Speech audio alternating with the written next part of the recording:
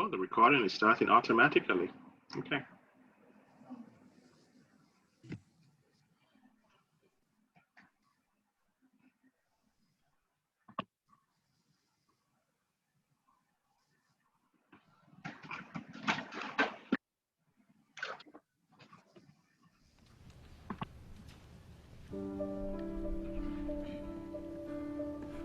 If we run through the streets of the city, trying to lose ourselves in the crowd, you are there.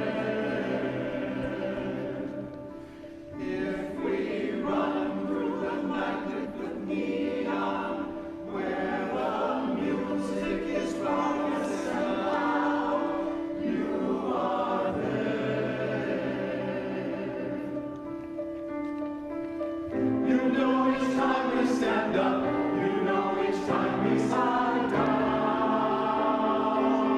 There is no hiding from you, for you have circled us round. If we run through the valleys and forests, if we dive into deep mountain streams, you are there. If we travel the pathways of madness, if we hide in the valley of dreams, you are there. You know each time we stand up, you know each time we lie down. There is no hiding from you, for you have circled us round with love. You know the schemes we have tried. You know the ways we have lied. Teach us no longer to run from you, love. You know the depths of the soul. You don't need long to be whole. Teach us no longer to run from you. Teach us no longer to hide.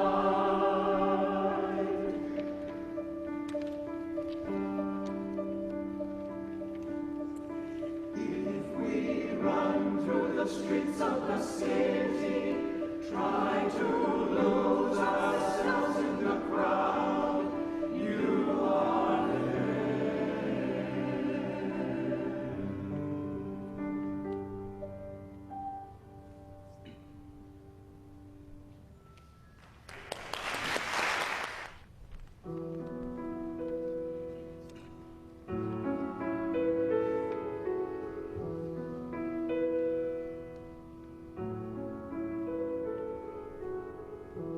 To this altar, we are bringing all the scattered bits and pieces. To this altar, we are bringing all the strife that never ceases. To this altar, we are bringing all the joy and all the gladness. To this altar, we are bringing all the hurt and all the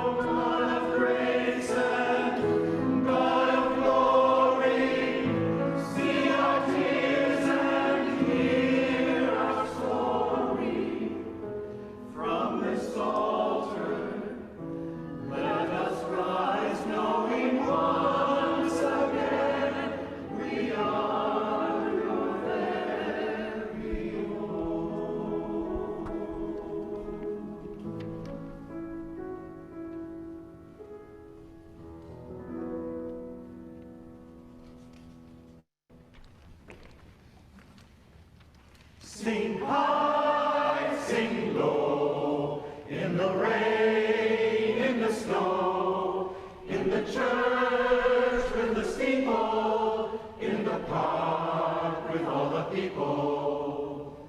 Sing high, sing low, in the rain, in the snow, in the church with the steeple, in the park with all the people. Sing high, sing low, in the rain, in the snow. Sing high, sing low, in the rain, in the snow. Sing the church with the steeple, in the park with all the people. Sing high, sing low, in the rain, in the snow, in the church with the steeple, in the park with all the people. Sing the church, sing low, in the rain, in the snow, in the church with the steeple, in the park with all the people.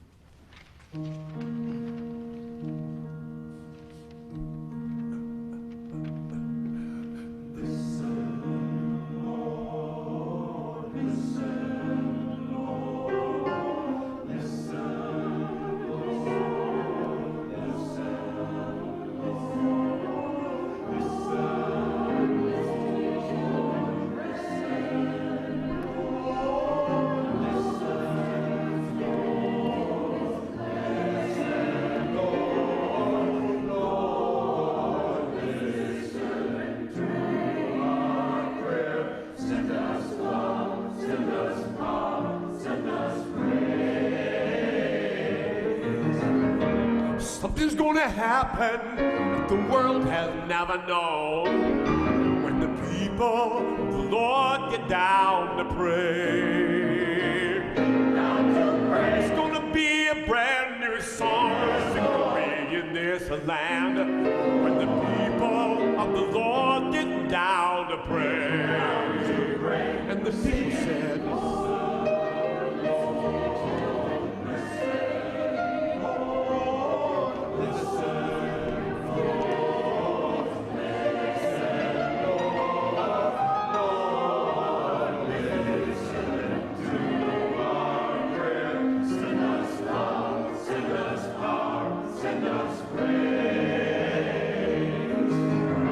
everybody's gonna know it when God stretches out a hand and the people of the Lord get down to pray. Get down to pray. It's gonna be a brand new song.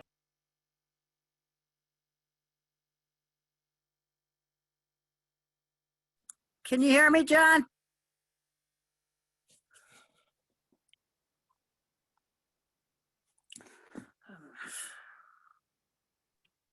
I'm John Cole. Hello, everyone. I'm Interim Director of Align Minneapolis, and I'm so glad that you are with us tonight. I know you have so many options to choose from, so I'm grateful that you have chosen to spend the next 90 minutes in the company of supporters, volunteers, and partners of Align Minneapolis, where we together address homelessness in our beloved city. So welcome. Tonight is a time to celebrate Align's past achievements, its present challenges, and to look forward to a future filled with hope as we work together as an interfaith organization. For we are a collaboration of persons with lived experience of homelessness and 18 Minneapolis congregations, all working for the time when everyone has access to safe, decent, stable, and affordable housing in Minneapolis. Now I'd like to introduce you to the Social Justice Minister at First Unitarian Church, Reverend Kelly Clement. Kelly is an executive member of Alliance Steering Committee, and she joins me this evening in leading us through our gathering together. Kelly? Thank you, John. I'm happy to be here and to share a bit about what is ahead for us tonight. We will take a look back at the Drake Hotel shelter fire. We'll learn about the impact of COVID-19 on Align and on those experiencing homelessness in our city. And we'll talk about hope, the hope and progress of Align in housing justice with rent assistance programs. And then you'll learn how you can join in this work. But first, I'd like to introduce the following presentation that illustrates Align and the scope of our work.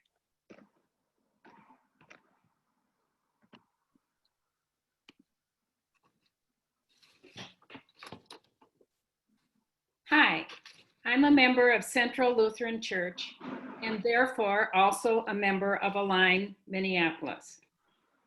Aligning with other congregations in the pursuit of housing justice is a way for me to put my faith into action. Advocacy is one of the key components of Align's work. We have been able to influence policies at the state and local levels by contacting our elected leaders when key issues are at stake. Politicians take notice when they hear from many people with the same call for justice. Homeless Day on the Hill is an especially empowering experience for me. When I stand alongside people of conscience from across the state to advocate for housing. Direct service is another component of Align's work. Through collaboration, we provide coordinated services at the member congregations for individuals and families who are experiencing homelessness. We also sponsor drives for goods needed at particular times of the year. By simply adding an item or two to my regular shopping list, I can supply a student with learning supplies or help someone stay warm outdoors. Homelessness prevention is yet another component of Align's work. Through programs such as emergency rental assistance, we have allowed people to stay in their homes by helping them through a temporary financial crisis. Even though I don't work directly with this program, I love knowing that I can give my neighbors a hand up to become housing stable by contributing financially to this important work. Align's coalition includes members of 18 area congregations and individuals with lived experience of homelessness and poverty. Street Voices of Change and Street Song Minnesota, groups whose members have firsthand experience of homelessness, meet at Align member churches. I am aware of the impact their work has made to change policies affecting their lives, but even more, I am aware of the impact their stories have made in my awareness as we stand as allies with one another, working toward housing justice. I'm Gail, and with all of you, when we come together to address homelessness, we are Align.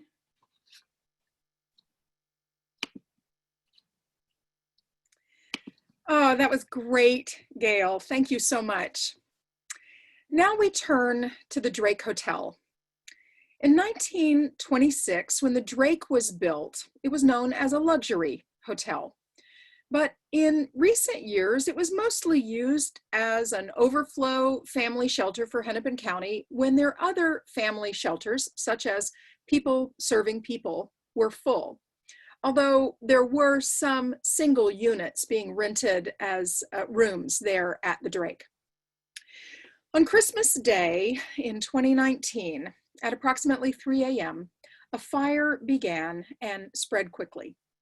More than 200 people escaped with their lives, but with nothing else. 3 people were injured and hospitalized. Drake residents huddled in the winter air, watching their belongings melt away on a cold holiday night. Many of them found their way to First Covenant Church and stayed in its winter shelter. First Covenant, an Align member since its formative years, tapped into Align after the Drake fire to help facilitate a generous donation from the Open Hearts Foundation, which provided gift cards to Drake residents to help them purchase needed clothing, shoes, diapers, hygiene items, and other life essentials. Align helped to make the process fair and organized, and we were grateful to be able to help as we reached out after a devastating event in our city, which impacted those who were already faced with many challenges. I'd like you to hear from Pastor Dan Collison of First Covenant Church, from Tammy Millay, a Drake fire survivor, and Nate Merrill, who is Align's Emergency Rental Assistant Coordinator. First, Pastor Dan.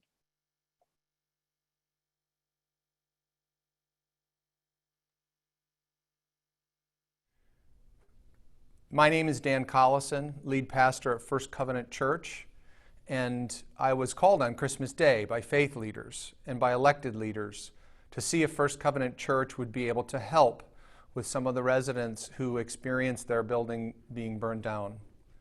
We immediately began talking as a church, as a congregation, and said, absolutely, anything we can do to help.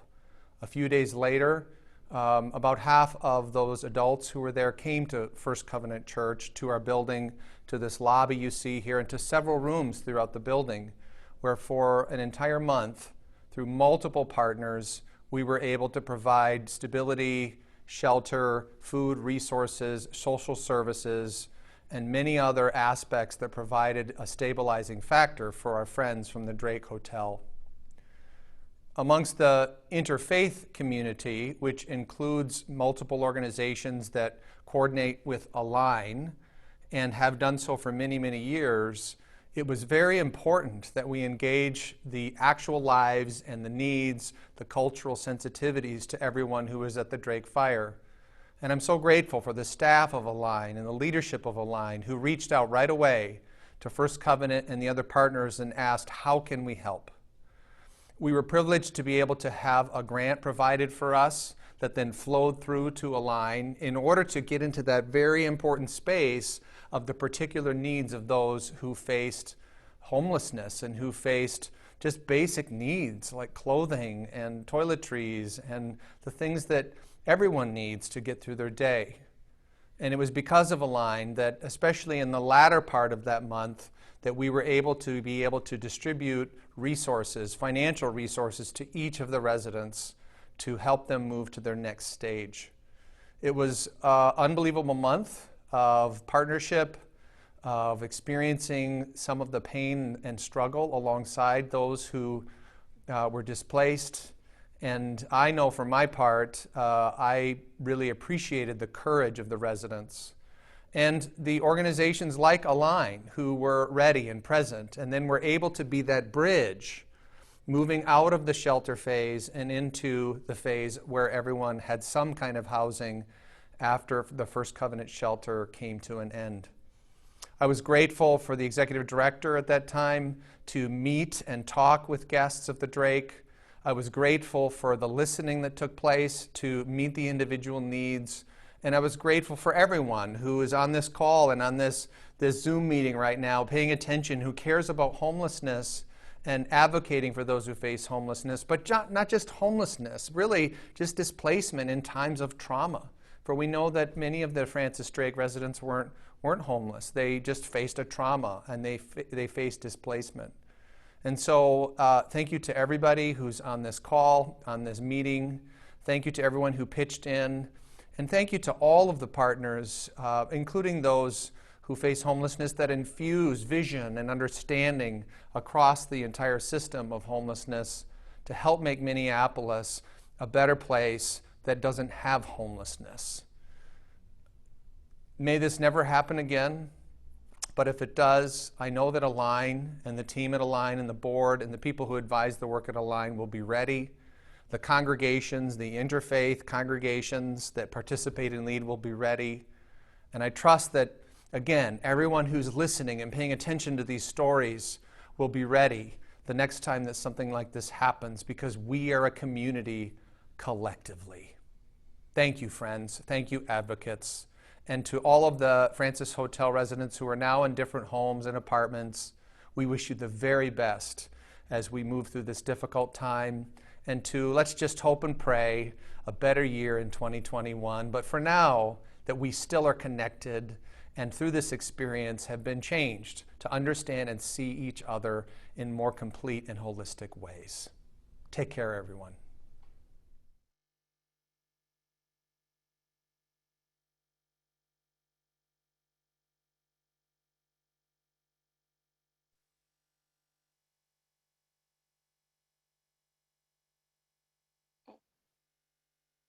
Hello, everyone. Good evening. My name is Tammy, and I was living at the Drake Hotel at the time of that fire last year. And I lost almost everything I owned that night. But it was thanks to people like Pastor Dan and First Covenant Church and a line in Minneapolis, as so many other people, that my situation wasn't made worse than it was. There was we were put in a housing situation that was better than we were at, where we were able to pay affordably and live in our own space, pretty much. We got gift cards from the Align Corporation that helped us furnish and buy all our essentials we needed for here. And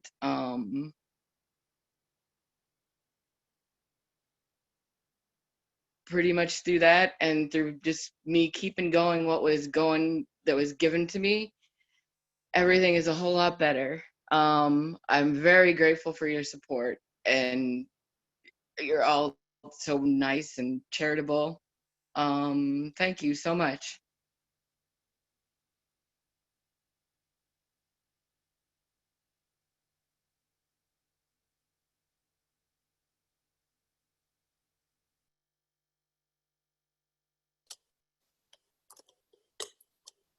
Thank you. Thanks so much, Tammy, for being here and for sharing your story with us tonight. I'm Nate Merrill. I'm the Emergency Rental Assistance Coordinator at Align Minneapolis. I'm really honored to be here tonight with all of you, even though we can only be here virtually. I started this position at Align back in January, and on my very first day, I went to First Covenant Church to meet with the Red Cross staff and Pastor Dan and the many, many former Drake residents who were still living there a month after the fire.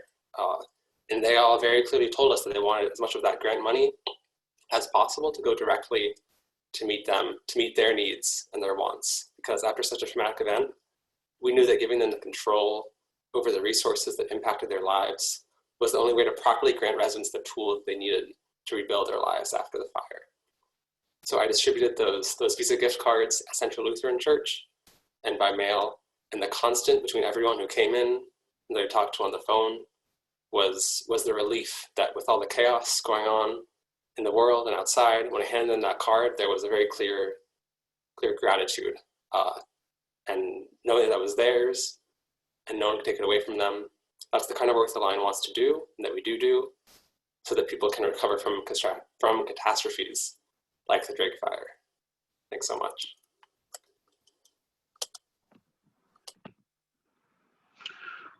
Well, thank you, Pastor Dan and Nate and Tammy, for sharing about your experience with the Drake fire and events that transpired afterwards.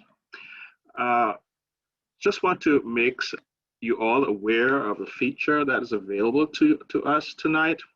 At the bottom of your screen, you see Q&A. That's a question and answers.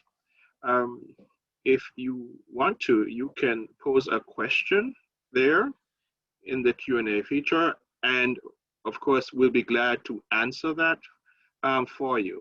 So that is something that you can do as you proceed throughout the night. We will be able to field your questions and answer them to the best of our ability. So we just heard about the Drake fire, and Align, since its inception, has always been grounded in collaboration. And the effort of the Drake gift cards illustrates how congregations can work together to get things done. In March, our world changed, to say the least, with the arrival of COVID-19. Here to tell us what happened and how we are changing is Janice Anderson, Director of Christian Life at the Basilica of St. Mary and the very first chair of the Alliance Steering Committee. Janice is going to share with us information about the effects of COVID-19, the effects that COVID-19 had on those experiencing homelessness in Minneapolis, the response of Align, and then the impact we're making with our emergency rental assistance program, and how we pivoted to a virtual effort. Janice?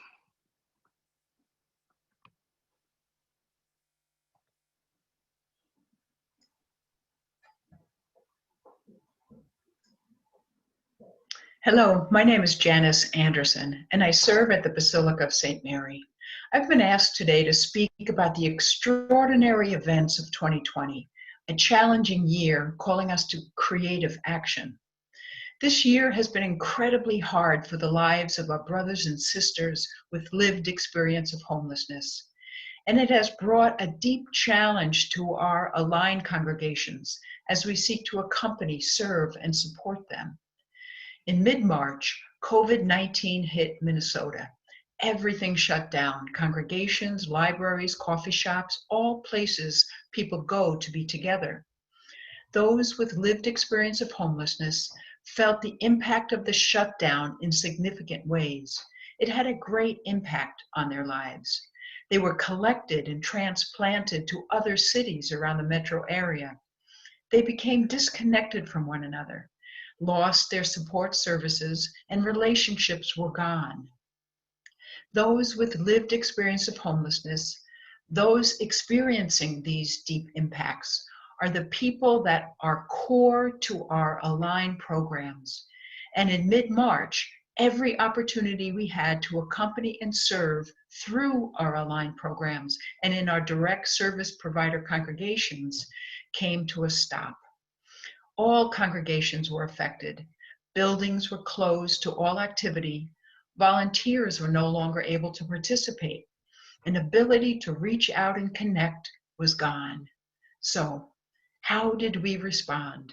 How did we re-engage? Align worked with commitment, compassion, and creativity.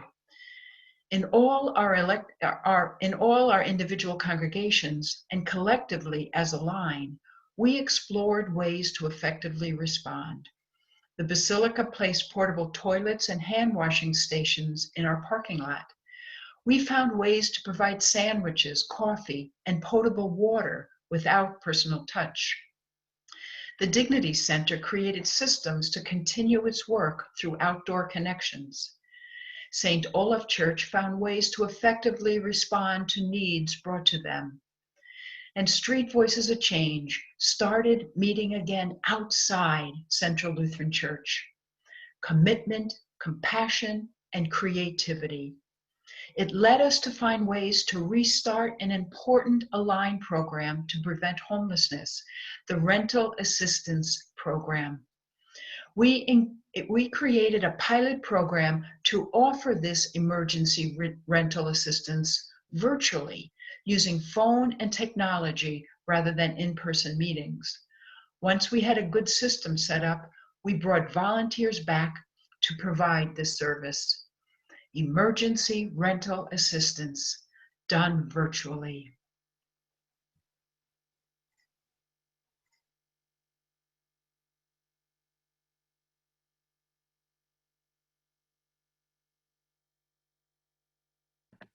Thank you, Janice, for your service at the Basilica and to Align. You know, in the Drake fire, the city lost the ability to shelter 200 families. And though the fire was extinguished, the need for housing was not. It served to exacerbate an already existing crisis in our city. That is, not enough housing supply to meet the demand. The 2018 Minnesota Task Force on Housing identified a need for 300,000 new ownership and rental homes over the next decade. That's one of the reasons why Align started this emergency rental assistance program. With housing that much in demand, it's crucial that we come alongside those living precariously from paycheck to paycheck, paying rents that consume sometimes up to 80% of their income. Any crisis, be it an accident, a loss of hours on the job, funeral expenses of a loved one, could mean the loss of a home. And that's where a line steps in to prevent persons from slipping into homelessness. Nate, our emergency rental assistance coordinator, will now share with you about this important aspect of our housing justice work.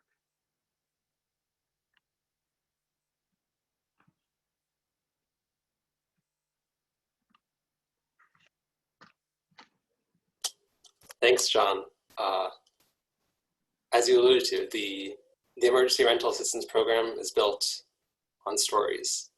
Everyone who needs ARA and comes to us asking for a little bit of help has a different story. A little bit about my story. I've been working on and thinking about housing justice for some time now. And while I've never been homeless or near homeless myself, what does it need to be a renter in the city for very long to understand the headaches that every renter goes through? And those headaches don't get any easier if you're a single parent or if you're living on a fixed income. So since the program began in 2016, Alliance ERA program has helped almost 500 households keep their stable housing. The average amount of rental assistance we give is just over $1,000, which isn't that much, but we've seen that number going up a lot since COVID began in March. Research has shown time and time again that kids living in stable housing do better in school, and that the health outcomes for people who are housed far outperform those who are unhoused. Healthy citizens are key for healthy communities and a healthy city, and we're really proud to play our small part in a healthy and a vibrant Minneapolis. So when COVID began, as Janice mentioned, we successfully pivoted to a virtual ERA program using phone intake and an online application. So I have a million thanks for the volunteers who are learning on the fly and helping and adapting to this new method of intake. Because even with the interruptions due to COVID, we've still helped over 60 households maintain their household this year. And we know that there are many, many more who will need our assistance before the pandemic is over and before the year is out. It's really everyone's support is essential for this program to work. And I really couldn't do it without all of you. So thank you all so much for making this all possible. And we had a recipient of ERA who unfortunately planned to be here, but last minute couldn't make it. But she sent me what she'd written up is what she wanted to say, and I'll just read it really quickly here. It's not the same as having her here, but it's close. So here it is. My name is My Choice Daniel. I received rental assistance from Align Minneapolis in August of this year. I live in an apartment with my 9-year-old. Like everyone, coronavirus has had a huge impact on my life. I'm a teacher, and my plan was to work at a summer camp in Brooklyn Park before the next school year began. However, my summer camp was completely shut down by COVID, and as a teacher, I was ineligible for unemployment insurance. Fortunately, the eviction moratorium has kept me housed, and I was able to transfer to a different apartment. 2 things happened in August that changed my fortune. 1, I was offered a new job with a school that started in Brooklyn Park. And second, I was offered rental assistance from Align's rental assistance program. The weight of the summer has disappeared. The home that I have is secure because now I know there are people like Align looking out for me, that care about me, and are making sure that people in the city can have places to call home that won't be taken away from them because of a pandemic. So when I say I'm grateful for Align's help, I mean it. I hope I don't end up in a situation like this again, but if I do, it's good to know that there are people like Align out there giving a helping hand. Thank you so much.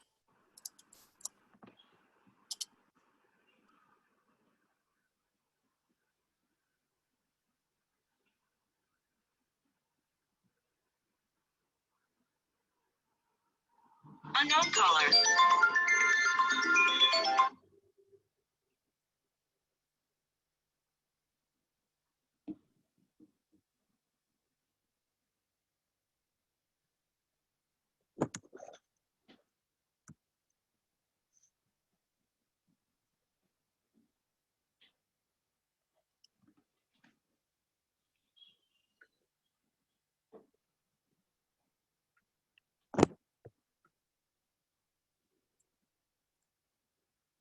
Good evening, everyone. I'm Reverend Dan Adolphson, Associate Pastor of First Christian Church Disciples of Christ in Minneapolis, and the treasurer for Align. I want to thank each of you for joining us tonight, and I invite you to think with me a moment about the issue of homelessness. Very few people choose to be homeless.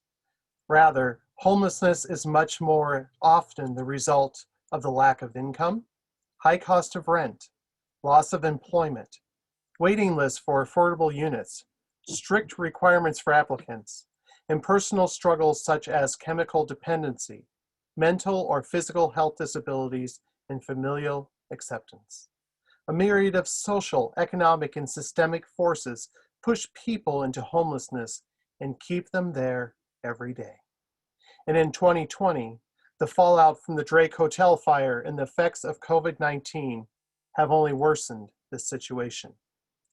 Here's a glimpse of Minnesota's homeless population. There are an estimated 10,233 homeless adults, youth, and children in Minnesota every night. Almost half are youth aged 24 years and under, either unaccompanied or with their parents. Of those youth, up to 40% on any given night identify as lesbian, gay, bisexual, transgender, or gender non-binary. 60% of homeless adults have a serious mental illness, and 48% have a chronic physical health condition. A huge percentage of both are effects of experiencing homelessness, not the thing that led them into it. 40% of homeless adults have steady employment. People of color make up 66% of all those experiencing homelessness, even though they are only 16% of the state of Minnesota's total population. And 50% of homeless adults are currently on a waiting list for affordable housing, with an average wait time of 1 year. Distressing, isn't it? Now, I want you to take a moment and think about what brought you here tonight. Maybe you are a member of one of our congregations, or maybe a friend invited you, or maybe you know someone or you yourself have lived experience with homelessness. For me, not only is the work of Align Minneapolis a part of my ministry position, but it is personal. My adopted father lived, we think, the last year to 2 years of his life, bouncing in and out of shelters in Southern California in the early 1980s, before he died of emphysema and lung cancer. Homelessness touches each one of us in one form or another. Tonight, you've heard about the powerful difference that our emergency rental assistance program has made in the lives of 486 individuals and families since its inception 4 years ago. In just a moment, you will hear about Street Song, one of our Align Minneapolis programs that uses music to tell the stories of lived experience. And through the determined work of Street Voices of Change, Hennepin County has endorsed and is implementing the Shelter Residents Bill of Rights. In the point-in-time homeless community counts, surveyors have noted that 60% of those surveyed felt that being outside or in a place unsafe for human habitation was safer or would be less traumatic than being in shelter. The Shelter Bill of Rights declares that every shelter resident has the right to be treated with respect and dignity, and is guaranteed clean facilities, safety, case management to help exit shelter, and trained, compassionate staff who create a safe and welcoming environment, among other things. This is one example of many where Street Voices of Change are at the policy table, helping affect real change through real relationships, work that has not stopped during the COVID-19 pandemic. This evening, you will have an opportunity to align your financial support with the great work of Align Minneapolis. We invite you to go to our website, which is alignmpls.org/give. I'll say that again, alignmpls.org/give, and support our important work with a financial contribution. 71% of our operational support and emergency rental assistance support comes from member congregations and special offerings, which leaves 29% to be raised through other means. There is both opportunity and great need for individuals such as you to help support the work of Align Minneapolis and the various programs that we carry out. Many of these programs continue to grow and expand, and that expansion can happen through your generous financial gift. Some of you this evening will be able to financially align with us through a one-time gift. Others of you will be able to align with us through a sustaining gift of $10, $25, $50 a month, or even more. COVID-19 continues to adversely affect employment, income, and housing stability. Your financial gift helps Align Minneapolis and its programs be nimble and ready to serve people most in need and help real change, lasting change, occur. Please give generously and help Align Minneapolis continue to engage and work together to address homelessness. Now let's all give.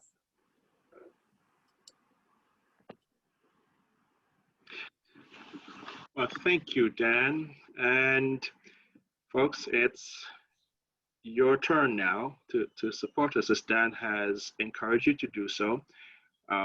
Just open a browser and go to alignminneapolis.org/give. And there you'll be able to make a contribution to support our work. Very important work. And when you visit our website, you'll learn more about Align. And yes, please give if you can. While you do so, Street Song Minnesota, our choir of individuals with lived experience of homelessness and those who care about the issue, will make an appearance. And after this period of giving, we will hear from members of Street Song Minneapolis, Street Voices of Change, and the director of Hennepin County's Office to End Homelessness. So now, just listen Ready? to the Street Song.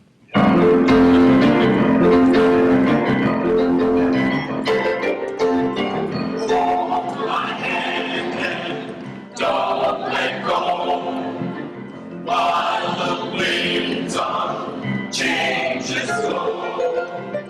In the rain and in the snow, hold my hand and don't let go. Now here we come. We are the children. Oh, we are the children of a new tomorrow, a new tomorrow, so full of the promise. Ah, here we come. Oh yeah, here we come. Hold my hand. Hold my hand and don't let go. While the winds of changing blow. While the winds of change is In the rain and in the snow. in the rain and in the snow. Hold my hand and don't let go. Hold my hand and don't let go. All night long, we will be dancing. Yeah, we'll be dancing.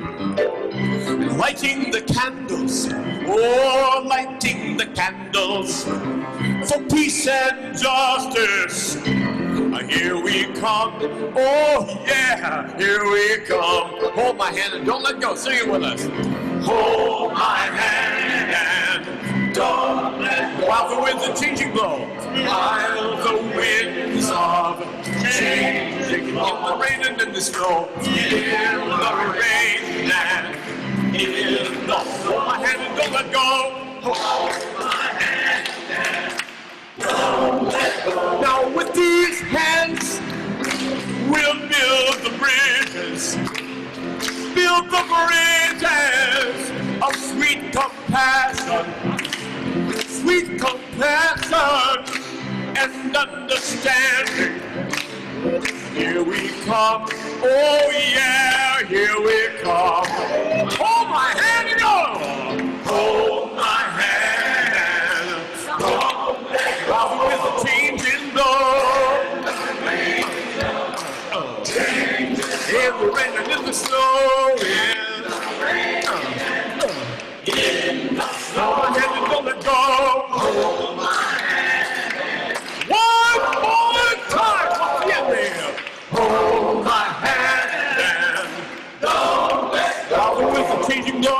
by the window. Changes in the rain and in the snow. In the rain and in the snow. Hold my hand now. Hold my hand. Go and go. Oh, the music never ends. Strangers turn to friends, and where we go, the world will know. Music never ends. Music never ends. Till strangers turn to friends, and where we go, the world will know. The music never. One more time, for the music never. Strangers turn to friends, till strangers turn to friends. And where we go, the world will know that the music never ends.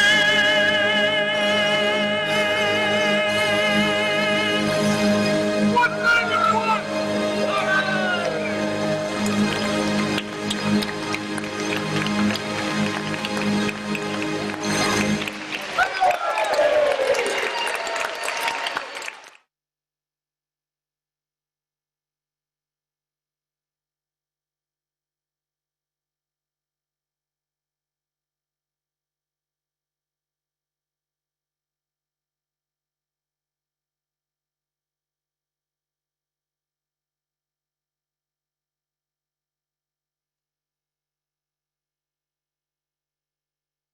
Hi there.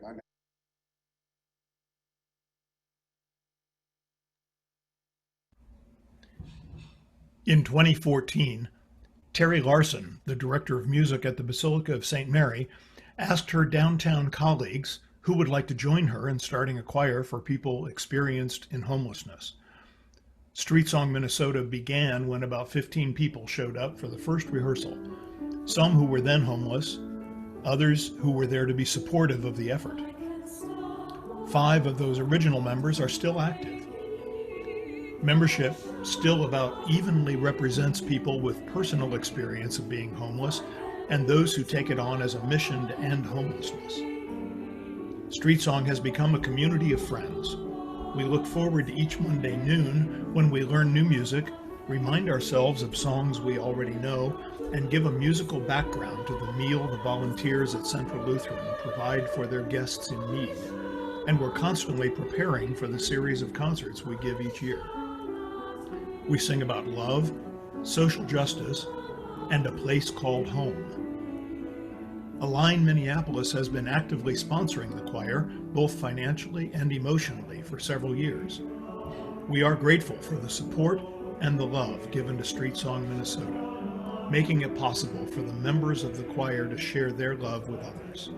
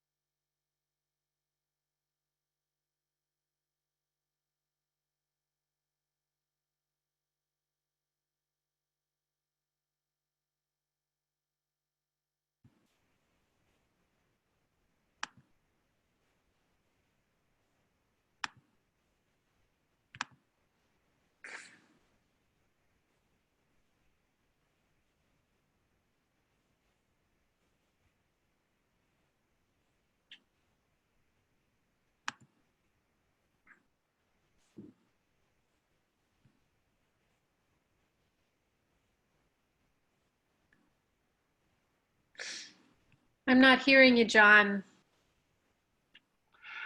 There you Hi, go. we're inviting the members of Street Song to join us and to share at this moment.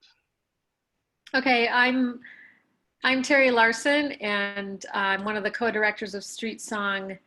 And as Bill mentioned, Street Song is a community of people who care about the issue of homelessness, either by living it or caring about it. And we proclaim the message of peace and justice and try to spread awareness of the issue of homelessness through the programming of our music, that is the lyrics that we sing, or by simply connecting with community in various locations. Performing with Cantus on the stage at the Ordway with their socially themed concert regarding homelessness brought many into a new level of awareness of the issue of homelessness and the reality that many face. Singing at the libraries brought this type of music into the lives of those who have been without this musical experience, having living on the streets. Street Song members sing from their hearts this most important message and make an impact on those who listen. I have been personally so edified and blessed by this community of people who love what they do and love what they sing. And I need to just share with you that I just celebrated my 25th anniversary at the Basilica of St. Mary, and someone made this mask for me. Music can change the world. And I think the people who sing in Street Song believe that, because it touches our emotions and where we live in the deepest, most part of ourselves. And they sing from their soul and their whole being about this important issue. And I know they have touched just countless of people through all of the concerts that they have done and all of the events that they have sung for. And I have been extremely blessed to know these people and to call them friends. So thank you for your support of Align and Street Song.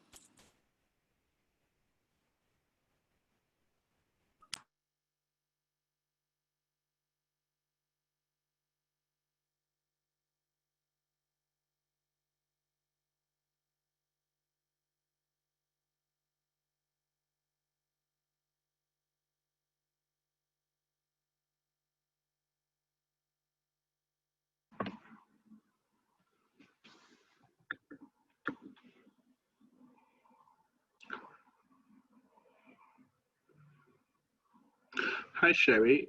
Could you share a bit about your experience in Street Song, Minnesota?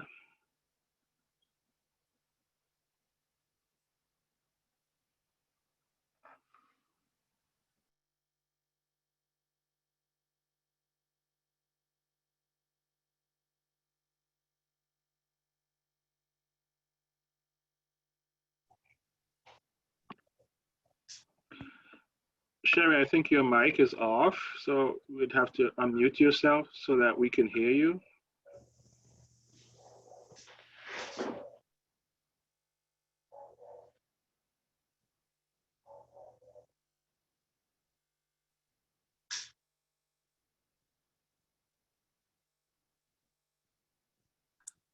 Okay, here, I'm sorry.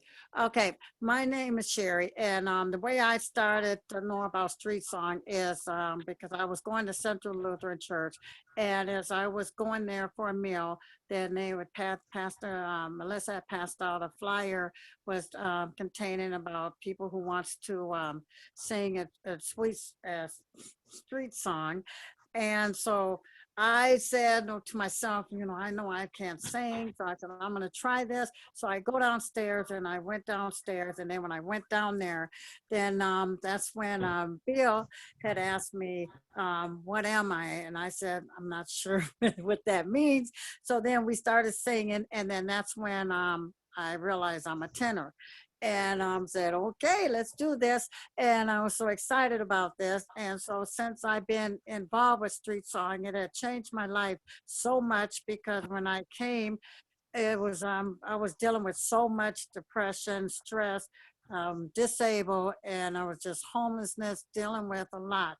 And by being part of the Street Song and some of the songs that we were singing, it really helped me a lot. And one of my favorite songs is that He Never Fails Me. And actually, I still sing that song as of today, because with everything that's going on right now, I have to sing that to keep me motivated, keep my spirits up, and hope. and also be able to go out in the community and help others. So street song has been very, very important choir of my life, and I'm just missing it right now. Thank you.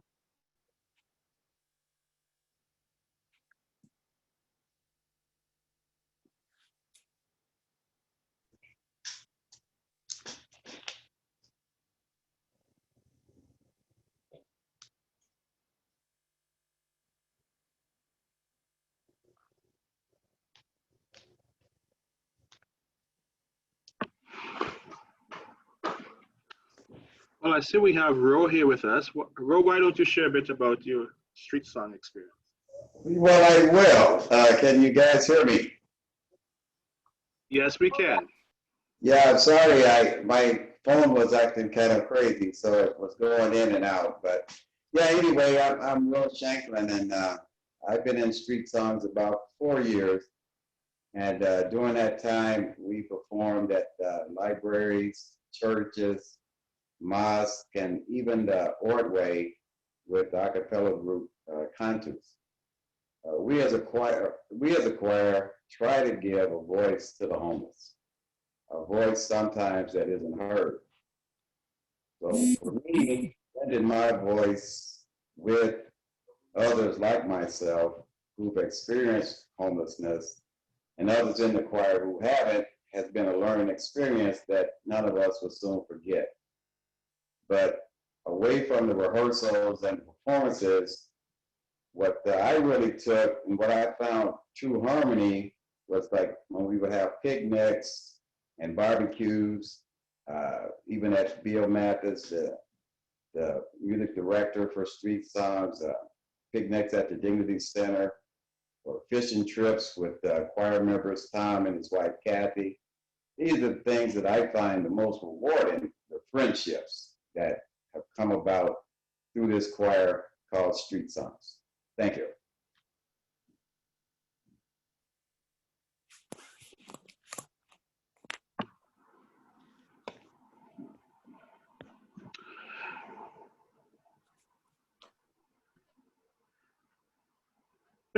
Thank you, Ro. And if we have Paul with us, I think now would be a good time for you, Paul. Yes, my name's Paul Martin. I've been in street song about 3 years. I want to say this: when my church in liberal St. Louis Park made plans to build affordable housing on part of our land this year, many of our friendly neighbors became angry about those people moving into their nice quiet suburb. We like to be concerned, you know, but at arm's length. I like street song because as we sing, we build bridges between the homeless in the choir and in our audience, and those who, like me, were once homeless. See, there is hope. Between we who sing and those who hear, we put a face and value on those who are homeless. One of our members added music and this verse that you just heard on the recording to an Emily Dickinson poem. If I can care for those who need me and listen when they call, if I can lend a hand to others to help them to stand tall and lift my voice for justice and peace for all, we'll build a bridge, a human bridge, and so take down a wall. That's what we do.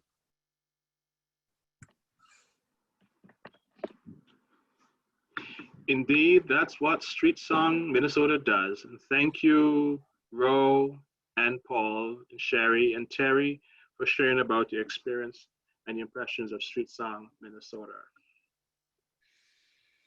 Wow, I'm moved and inspired by these stories, and I could listen to that music all night long. It was really, really great. Thank you.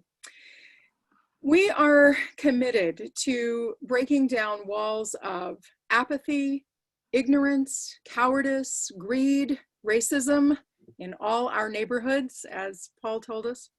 All such factors that allow our housing crisis to flourish. And it is a crisis. Simply put, we have insufficient shelter capacity, an insufficient number of affordable apartments, insufficient number of affordable homes. We just cannot meet the demand. Most of what is available is unaffordable to major segments of our low income and working class families. Put another way, in 80 of the 87 Minnesota counties, we need increased shelter capacity. I'm going to say this again because it was news to me when I read it. In 80 of 87 Minnesota counties, we need increased shelter capacity. This is not just a metro issue. We need 60,000 subsidized homes affordable to very low income families. We need housing opportunities so that 188,000 renters who are already income qualified can purchase a home. In addition to that, we factor in the systemic racism that produces the housing disparities we see in our country between whites and persons of color. The long-lasting legacies of redlining and housing covenants that profoundly impacted generations of people of color to this day, ultimately depriving them of potential growth and equality and depleting wealth transfer between generations. The implicit bias that disadvantages persons of color in matters of property value, property size, access to good neighborhoods with good schools, excellent healthcare facilities, and community amenities. And the bias that disadvantages people of color in matters of securing a vacant apartment or accessing an available job. There is something very wrong with this housing picture. We cannot see it as just. It is not just. And that's why Align Minneapolis engages in advocacy, reaching out and engaging with our elected officials in a critical way to change the systems that cause housing injustice. Since our beginning, Align has been committed to providing tools to help congregation members boldly reach out to elected officials on the local and state level. We have provided Take 5 opportunities for worshipers to send messages to legislators. We have conducted advocacy training sessions, and we've had forums with electoral candidates around housing. In recent times, we've teamed up with the Homes for All Coalition and have taken part in their statewide homelessness lobbying days, Homeless Day on the Hill at the state capitol.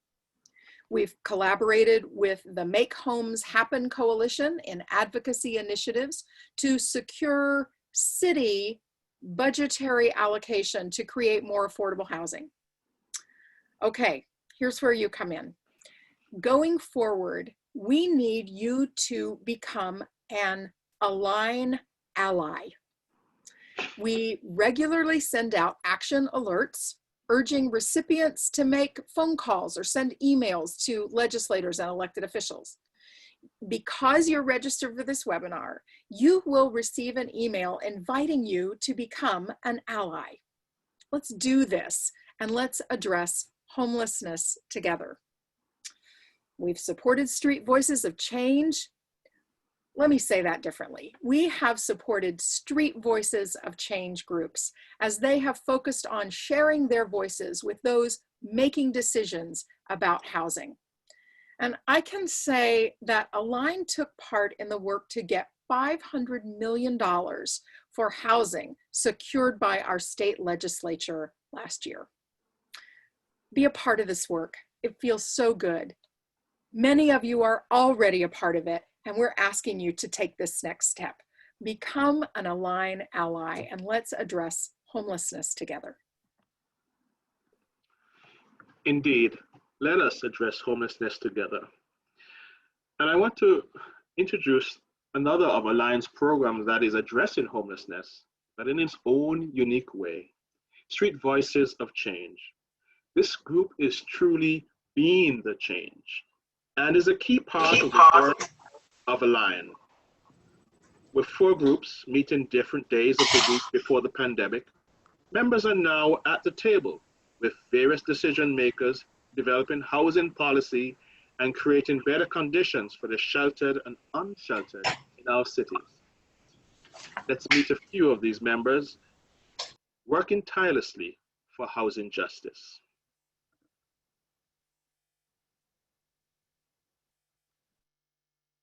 name is Melvin James. I'm 61 years old. I stay in Minneapolis, Minnesota.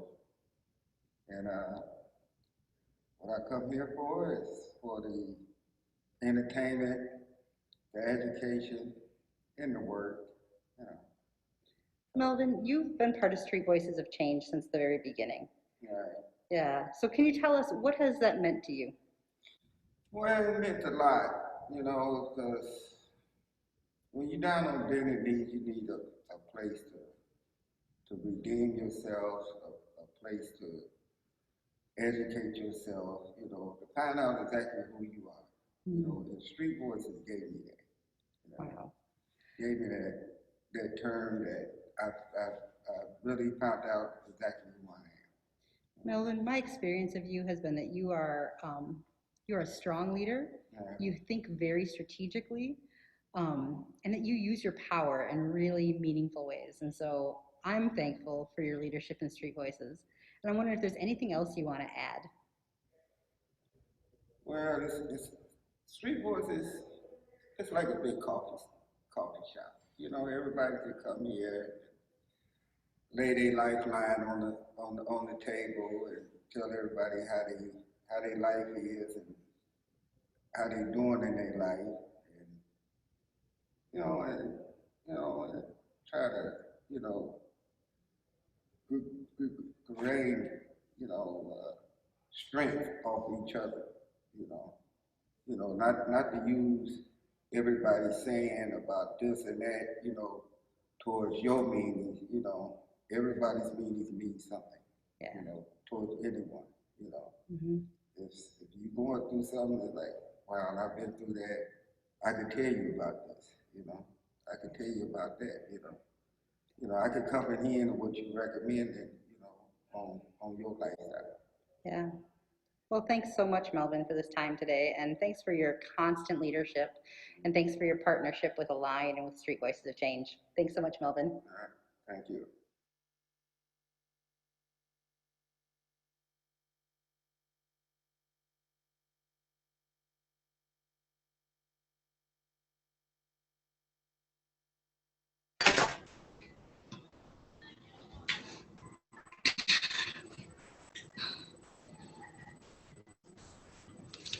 Hello. Wow. That was my colleague that you just heard from. Melvin is one of our longstanding folks in our group, and I'm just so proud of his strength. I'm so proud of the strength of Street Voices of Change. Speaking for myself, I have been homeless on and off for 20 years in the state of Minnesota, where I was born and raised. I didn't know a lot about all the resources that were available to me in my home state. Going to Homeless Day on the Hill, as Gail Getcher spoke to you earlier, was magical for me. It was like going to see the Oz, because I had already had a place, but I wanted all my friends to find their way home too. It was about like going to see the Oz or something. To wake up one day and realize that it's no longer, it was no longer Little House on the Prairie. The values are there, but it didn't pertain to me, my skin, my Black person.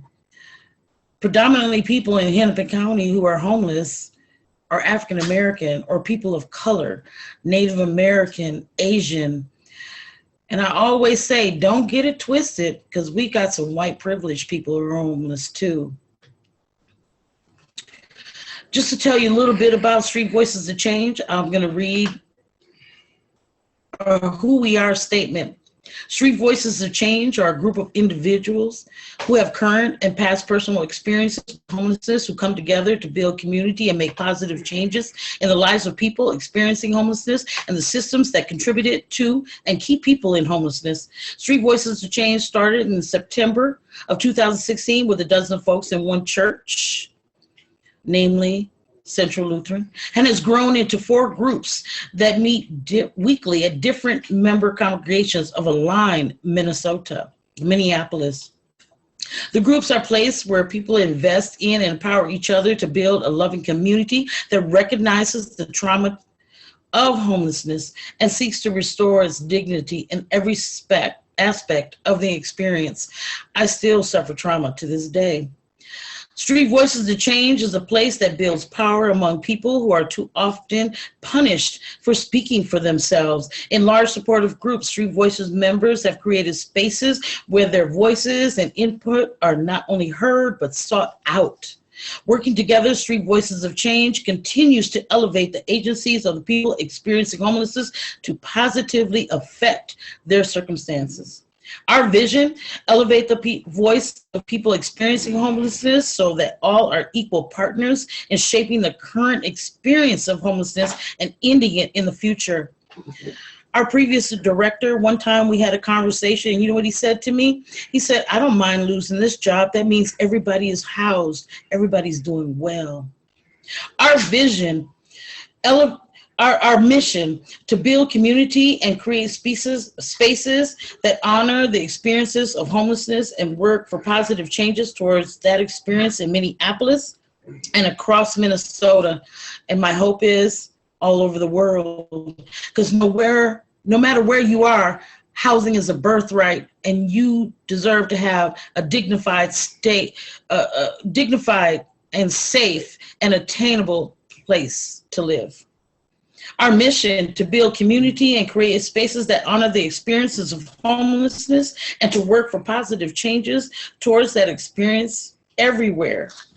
Our goals to share, educate, advocate, foster, support, and transform. And we have done that in the last 4 years. We're about to celebrate our 4th year on October 1st.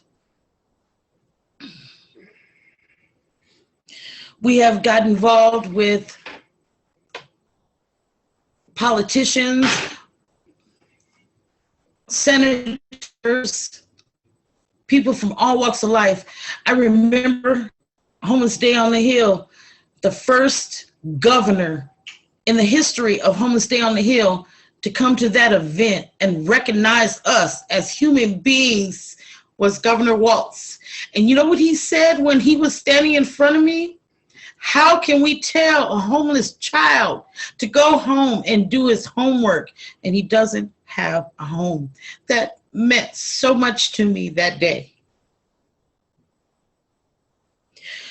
The Polad Foundation, I met with them last summer. They dedicated $25,000 to our group for a speakers bureau to help us learn to speak publicly and have the courage. And we hired Living Proof to do that. The emergency rental assistance is huge in prevention. After 16 years, 20,000 members plus of Align have recognized me that my life matters in this state, in the world. Thank you.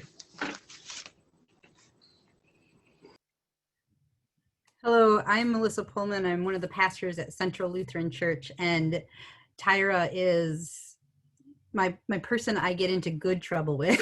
And so I cannot add anything better than what Tyra has added tonight to tell us about who Street Voices of Change is. It is probably the favorite part of my job.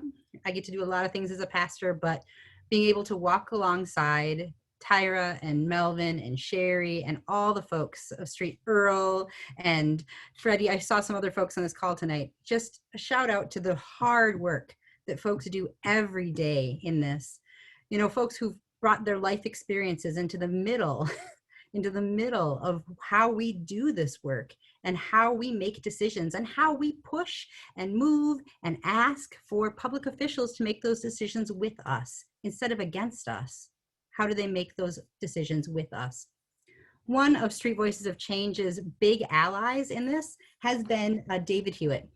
David Hewitt is the Hennepin County Director of the Office to End Homelessness.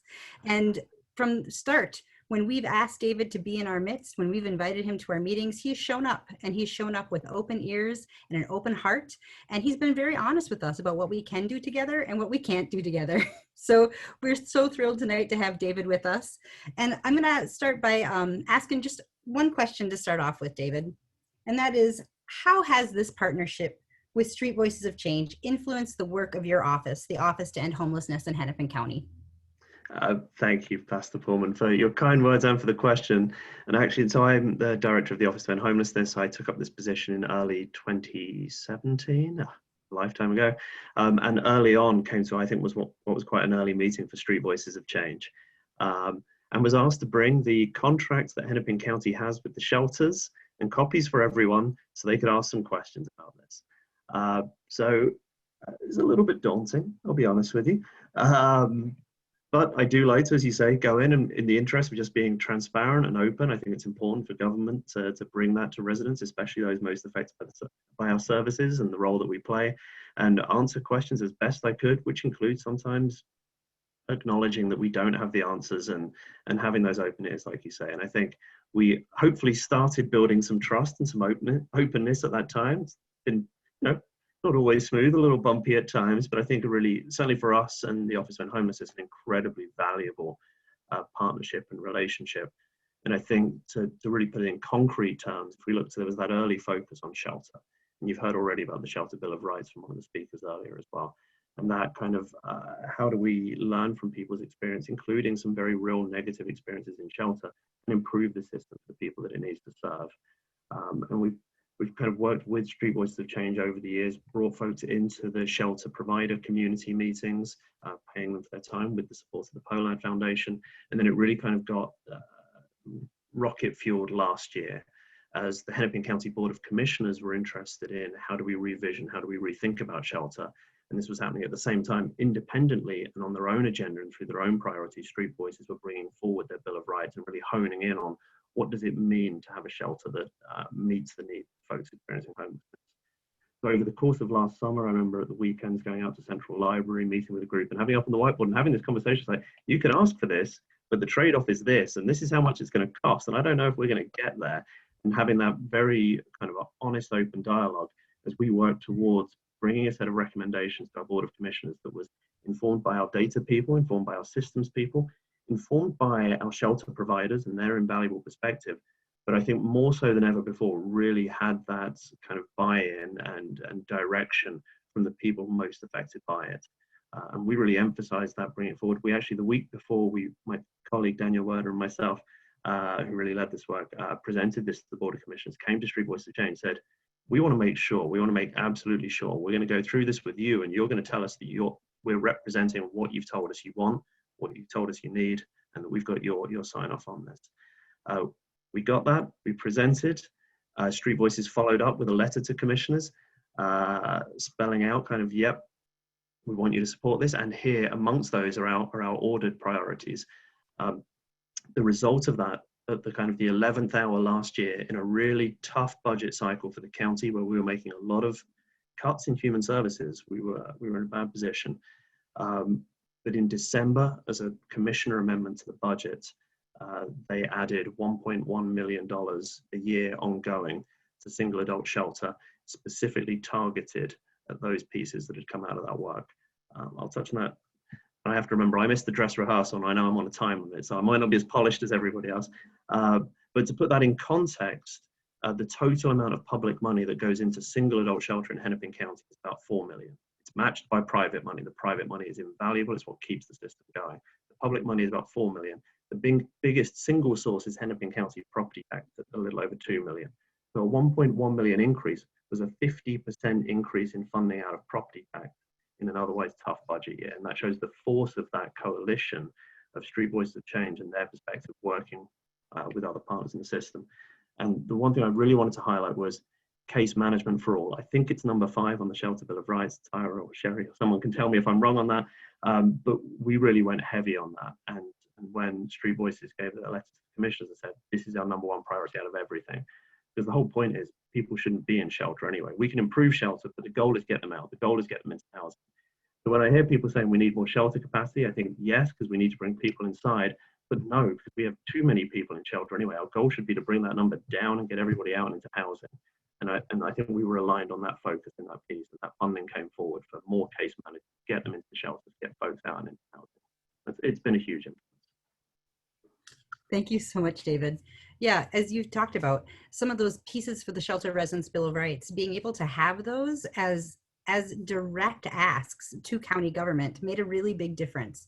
And to know that as Street Voices of Change built that Shelter Residence Bill of Rights, it was coming out of their own experience. Folks who came in and said, I don't want to be in shelter as long as I've been in shelter. I want somebody to actually come in and provide the resources that I need to get out, knowing that the systems are all very complicated. And oftentimes folks experiencing homelessness don't have direct access to the ways that they can get out of shelter and into affordable housing. So those case managers have been invaluable. And we've also noticed that, you know, since COVID, a lot of the things that we had asked for and pushed forward with the Shelter Residence Bill of Rights, some of them have found other funding in other places in other ways because of COVID. And we're so thankful for this ongoing partnership. Street Voices of Change took a short break while we figured out how we could safely meet, masked and outside for a while. And during that time, I know, David, that you and your office worked really hard to keep people safe and moved very fast. And so I also know from Align's end that we loved being able to be a partner with you in some of that work as well. So what has it meant for you two to have this relationship with Street Voices and with Align as an individual? Oh, sure. Yeah, as an individual, I like that.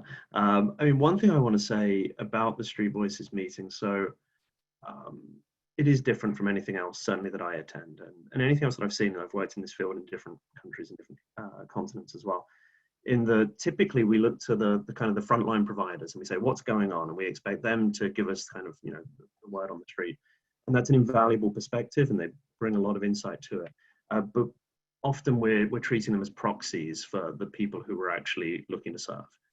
And an imperfect proxy, you know, nobody can be a perfect proxy. So the thing I love about coming to the Street Voices meeting is we're not getting this information through other sources secondhand. We're not adding one person here to say we've got to get someone with lived experience this meeting and adding them on to an existing meeting of professionals in our setting. I go to your meeting. That's what I love. You set the agenda. You tell me when you want me there, and I'll come. If you don't want me there, if you've got bigger fish to fry, no problem. And personally, as the Street Voices meeting started up again through COVID, I think the only in-person meeting that I regularly go to these days. You're the only people I really see outside of this kind of screen in front of me.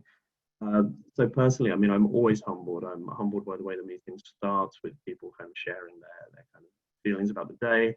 I'm humbled by the stories I hear, and just always, and you know, it really drives me to try and make sure that we continue with this great partnership and that we really continue to be good, to tend this relationship.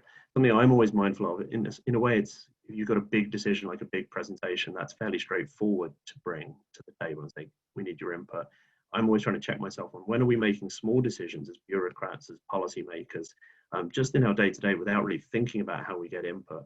So trying to check myself on that and make sure that we're regularly bringing stuff to your table when you want us to, and we can have that conversation and continue that honest, open dialogue. Thank you so much, David, and thank you for your work. And I'll see you on Thursday at Street See you Voices. Thursday morning. Tyra will be running the meeting and Sherry will be right next to her and we'll all be there together. So thanks so much, David. And I think I'm going to throw it back to Kelly. Wow, thank you, Pastor Melissa and David, and especially thank you to members of Street Voices of Change for your courageous and personal witness, for your work, and your willingness to share this with us. Okay, what's next? We are excited to let you know about our upcoming campaign and the people that we will be assisting this fall. John? Well, folks, housing injustice in our community is wrong. And Align is trying to make it right and focus on changing our community to a thriving city filled with enough housing for everyone, whether in need of shelter or in need of an affordable apartment or home. And so we have an organizing team who has put together a campaign. We work through campaigns. We promote 3 campaigns a year. And the fall campaign is a menu of social justice actions for our congregation's participation. Against the backdrop of the killing of George Floyd and the resulting uprisings, the coronavirus pandemic, the calls for the elimination of America's original sin of racism, and our exploding housing crisis, this campaign provides people of faith with opportunities to respond to injustices in our housing system. It focuses on 4 areas: advocacy, calling for a continuum of housing solutions. And some of the things that we focus on there is the bonding bill, needing a bonding bill focused on housing. We want $100 million passed in the upcoming special session. We also advocate for a dedicated shelter for women of color. We're also encouraging the Minneapolis City Council members to make housing a priority in the city's 2021 budget and to support the mayor's $7.2 million increase for housing. In the area of education, we are learning about housing injustices and Align's ongoing response. And so you tonight, by participating in events such as this one and being involved in educational events at your local congregations dealing with systemic racism, implicit bias, white privilege, and housing, in this way, you are participating in the educational component of the fall campaign. Goods is the other category in which we call for direct support of persons who have been economically disadvantaged. And so we have congregations who have organized themselves and are participating in various drives. One of those drives is to collect earbuds and headphones for children of families experiencing homelessness that reside in our shelter system. The final category is that of volunteering. And in this way, we seek to provide safe, practical ways to address homelessness. And so a variety of opportunities are presented. Engage with Align in addressing homelessness. So we encourage you all to advocate, learn, organize, and volunteer. We've got the tools and we're giving them to you. The fall campaign guide is with your congregation.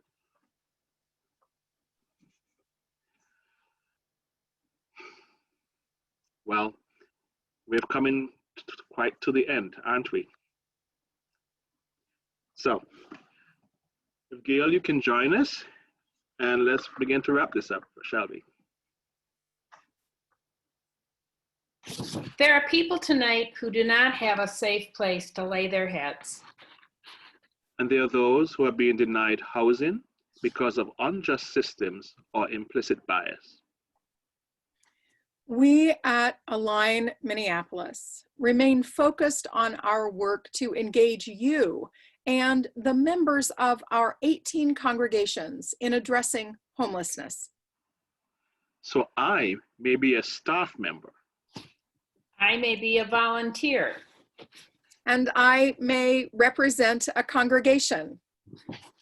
But together, with all of you, when we come together to address homelessness, we are Align. Thank you. Thank you to all of us for joining us tonight, and thank you to all of the participants who brought their stories and their passion for this work. We cordially invite you to become an ally for Align.